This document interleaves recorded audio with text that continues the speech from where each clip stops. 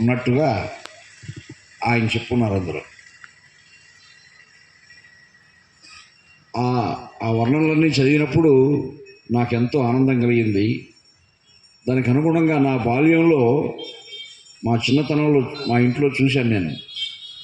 యుద్ధరంగంలో వీరులు పట్టే కత్తులు ఉండేవి.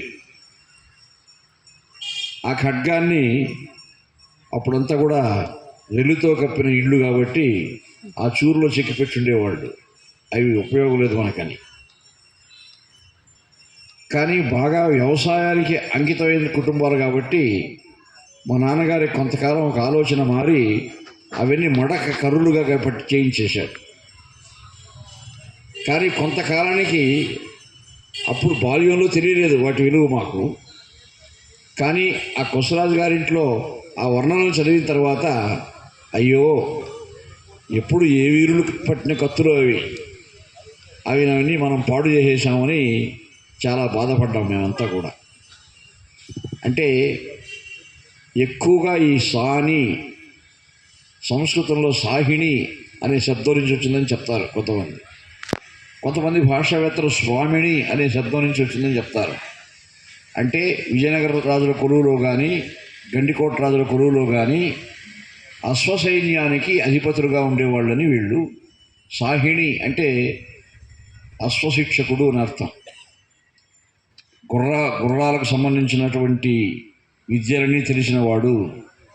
వాటిని ఎలా నడిపించాలి, వాటికి వచ్చే వ్యాధులు సంబంధించి కానీ ఇవన్నీ బాగా. మా నాన్నగారు కూడా పశు వైద్యం చేసేవారు. ఆయుర్వేద సంప్రదాయంలో పశువులు, గుర్రాలు కానీ, ఏనుగులు కానీ, ఎద్దులు కానీ, ఏవైనా కానీ, అప్పుడు ఈ వెటర్నరీ డాక్టర్లు అంతగా ఆ విద్య అభివృద్ధి చెందిన రోజుల్లో మా నాన్నగారిని ఈరోజు చాలా గ్రామాల నుంచి తీసుకొని పోతూ ఉండేవాళ్ళు. ఏదైనా పశువులకు వ్యాధులు సోకినప్పుడు ఆయన పోయి వాటి ఆరోగ్యం కోసం వైద్యం చేసి వస్తూ ఉండేవాడు. అలా అశ్వశిక్షకులు, అశ్వసైన్యంలో ఉన్నటువంటి వాళ్ళు కాబట్టి యుద్ధరంగాలలో ప్రత్యర్థులతో యుద్ధం చేయడంలో ఎప్పుడు బాగా పరాక్రమం కలిగిన వాళ్ళు కాబట్టి కాకతీయ రాజుల కాలం నుంచి కూడా శాసనాల్లో ఈ ఇంటి పేరు కనిపిస్తూ ఉంది.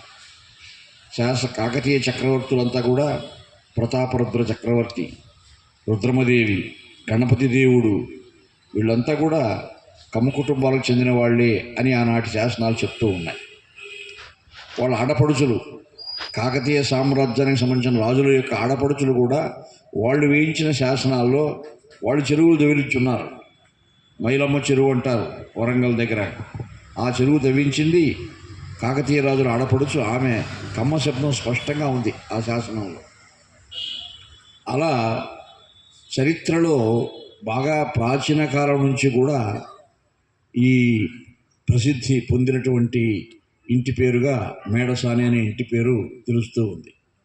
ఇక కమ్మవారు, కమ్మ కులానికి చెందిన చరిత్ర కూడా పురాణ కాలం నుంచి కూడా ఉంది. నిజానికి నాకు వ్యక్తిగతంగా శ్రీ వెంకటేశ్వర విశ్వవిద్యాలయంలో ఎంఏ చదివే రోజులు, అప్పటి వరకు ఈ కులస్పృహ అనేది లేదు మాకు. ఏ కులం ఎవరందరూ విద్యార్థులు కలిసిమెలిసి ఉండేవాళ్ళు. అన్ని కులాల వాళ్ళు అమాయకంగా అన్న, తమ్ముడు అని పిలుచుకుంటూ, బావా అని అట్లా పిలుచుకుంటూ హాయిగా ఉన్నారు. అక్కడ ఆ చదువుకునే రోజుల్లో ఈ కులం అనేది ఎవరిది, ఏ కులము, వాడు ఎన్నో ప్రాంతాల నుంచి వచ్చాక చదువుకుంటూ ఉంటారు. అయితే మీరు ఎవరు, ఏ కులం మీది ఏ కులం అంటే కొన్ని కులాల వాళ్ళు అధికులుగా భావించడం, కొన్ని కులాల వాళ్ళని తక్కువగా చూడడం, అటువంటివి చూసినప్పుడు నాకు అసలు అప్పుడు కమ్మ కులం గురించి ప్రాచీన గ్రంథాల్లో ఏమైనా ఉందా, ఎవరు వీళ్ళు అని తెలుసుకోవాలనే జిజ్ఞాస కలిగి గ్రంథాలయానికి వెళ్ళినప్పుడు అటువంటి శాసనాలు, ఆ గ్రంథాలని చదివేవాడిని. చదివితే ఇంత పెద్ద చరిత్ర ఉన్న కులం ఇది. ప్రాచీన కాలం నుంచి కూడా భారతదేశ చరిత్ర అంతా కూడా మనం పరిశీలిస్తే సహజంగా భారతదేశాన్ని పరిపాలించిన రాజులు ఇతర దేశాలపై దండయాత్రలు చేసింది ఇద్దరే. మొత్తం చరిత్ర అంతా చూస్తే ఈ దేశాన్ని పరిపాలించే వాళ్ళు ఇతర దేశాలపై కూడా సైన్యం నడిపించి ఆక్రమించి కప్పం కట్టించుకున్న వాళ్ళు ఇద్దరే చక్రవర్తులు. ఉత్తర భారతదేశ చరిత్రలో కనిష్కుడు, చైనాలో కొంత భాగం జయించాడు ఆయన ఆ రోజుల్లో. దక్షిణ భారతదేశ చరిత్రలో రాజరాజ చోళన్, తంజావూరు రాజధానిగా పరిపాలించిన రాజరాజ చోళన్ చక్రవర్తి, ఆయన బర్మా, మలేషియా, కాంబోడియా, శ్రీలంక ఈ దేశాలన్నీ జయించి తన చోళ సామ్రాజ్యంలో కలుపుకున్నాడు. చోళరాజులకు సంబంధించిన శాసనాలు చూస్తే విరివిగా కనిపిస్తుంది కమ్మ శబ్దం. కమ్మ అంటే అనేక కర్మ శబ్దం నుంచి వచ్చిందని కొంతమంది చెప్తారు. ఆ వ్యుత్పత్తి చాలా రకాలుగా భాషావేత్తలు చెప్తూ ఉన్నారు. పురాణాల్లో దౌర్వాసుదేవి పురాణము అనే పురాణంలో ఉంది. కూర్మ పురాణంలో కమ్మవారి కథ ఉంది, చరిత్రలు ఉన్నాయి. అంటే నరకాసురుడు దేవేంద్రుని దండయాత్ర చేసి దేవేంద్రుని బంధిస్తాడు. వాడు రాక్షసుడు. అలా బంధించినప్పుడు మంత్రులతో ఆలోచించాడట, నాలాగే చాలామంది రాక్షసులతో ముందు ఈ స్వర్గాన్ని ఆక్రమించుకున్నాము, కానీ కొంతకాలానికి ఏదో విధంగా మళ్ళీ వీడి దేవేంద్రుడు వచ్చేస్తుంటాడు ఇక్కడికి అధికారానికి.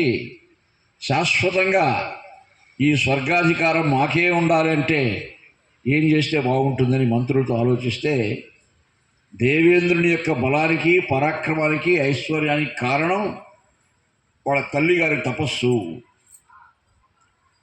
వాళ్ళ తల్లి చేసిన తపస్సు. ఆ తల్లి అదితి, ఆమె తపశ్శక్తి అంతా కూడా ఆమె ధరించిన కర్ణాభరణాల్లో ఉంది, కమ్మలు అంటాం కదా మనం అని చెప్పారు. అప్పుడు నరకాసురుడు వెళ్ళి ఆ దౌర్జన్యంగా ఆమె దగ్గర ఆ కమ్మలు తీసుకుంటాడు. ఈ శక్తి తపశ్శక్తి హరించేశాను కాబట్టి ఇంక వీళ్ళకి శాశ్వతంగా అధికారం పోయింది, ఇంకా మాదే అధికారం అని అనుకొని వాడు ఆ కర్ణాభరణాలు తీసుకొని రాజ్యోతిషపురానికి వస్తాడు. భూలోకంలో, అది అస్సాంలో ఉండే ఒక సిటీ. కొంతకాలం కృష్ణ భగవానుడు వాడిని చంపినాడు. చంపినప్పుడు ఆయన ఆ కర్ణాభరణాలు సేకరించి తానే స్వయంగా స్వర్గానికి వెళ్ళి అమ్మగారికి అది ఇచ్చాడు. ఏ స్త్రీ అయినా ఆ కర్ణాభరణాలు ధరించడం ఉన్నది ఒక గొప్ప చిహ్నంగా, ఒక సంపదకు చిహ్నంగా, సౌభాగ్యంగా భావిస్తాం మనం. అలా దేవతల తల్లికే ఆ సౌభాగ్యం దూరం చేసిన ఆ రాక్షసుడిని శిక్షించి కృష్ణ భగవానుడు తీసుకుని మళ్ళీ అక్కడ పెట్టాడు. అమ్మవారు ధరించారు. దేవేంద్రుడు ఏం చేశాడంటే, ఎవడంటే అనామకుడు తపస్సు చేసి కొంత బలం సంపాదించి మాటి మాటికి మనపై దండయాత్ర చేస్తుంటాడు. అమ్మవారి యొక్క కర్ణాభరణాలపై దృష్టి పడింది వాళ్లకు. కాబట్టి ఆ కర్ణాభరణాలు రక్షించే నిమిత్తమే ఒక దేవతల సైన్యాన్ని ఏర్పాటు చేశాడు. బెటాలియన్ ఆఫ్ ది ఏంజల్స్ తయారు చేస్తే ఆ కమ్మలు రక్షించడానికి ఏర్పడిన సైన్యంలో ఉన్న ఆ దేవతల సంతానమే భవిష్యత్తులో కమ్మవాళ్ళైనారని ఒక గాథ. శ్రీమన్నారాయణుడు కూర్మావతారం ధరించి పర్వతాన్ని మోశాడు, మందర పర్వతాన్ని సముద్రంలో. ఆ సముద్ర మథనం పూర్తయిపోయిన తర్వాత ఆ తాబేలు రూపంలో ఉన్నటువంటి పరమాత్మ ఈదుకుంటూ సముద్ర ఇసుకలోకి వచ్చాడు. భూమిపైకి వస్తూనే భూదేవి పులకించి సజ్జీవ గర్భంలో ఒక కుమారుడు వహించాడు. వాడి పేరు కూర్ముడు. కూర్మి అనే కులం ఉంది ఇప్పుడు ఉత్తర భారతదేశంలో కూడా. ఆ కులమే వాళ్లే కాలక్రమేణా కమ్మవాళ్ళైనారని ఒక కొత్త భావయ్య చౌదరి గారు కూర్మ పురాణం, కమ్మవాళ్ళ చరిత్ర రాశారు. ఇవి పురాణాల్లో ఉండే కథలు. దౌర్వాసుదేవి పురాణంలో ఉండే కథ ఏమిటంటే, సూర్యవంశం